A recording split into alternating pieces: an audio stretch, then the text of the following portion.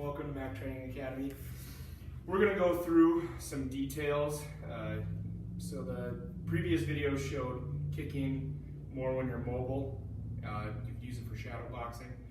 What I want to show is some drills you can utilize a heavy bag for to help practice rotating your hip and turning it over to throw the kick and to point your heel.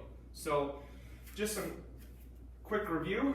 I want my heel to point at my target to get as much power as I can. I want to use my hip driving through, finishing hip, then shin for power. I don't want my shin to hit before my hip comes through, because then I'm throwing with my hip flexor and not with the big hip muscles of my body. So when I go to practice, what I'll usually do is I'll just let this trail acting like it's following me from behind, and I'm going to just point my shin at the target. Point my heel at the target, excuse me. So I'll point, and I like to over-exaggerate to where I almost go 30 degrees past the bag, because as you start training and throwing the kicks, you're going to cut it off and short it a little bit.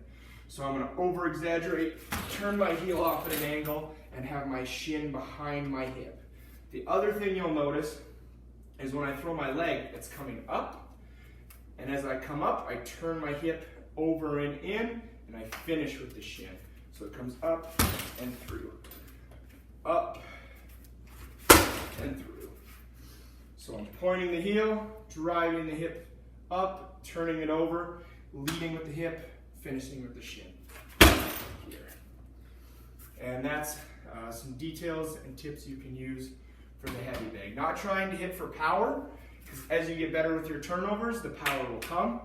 All I'm trying to do is point my heel effectively and lead with my hip, finishing with the shin.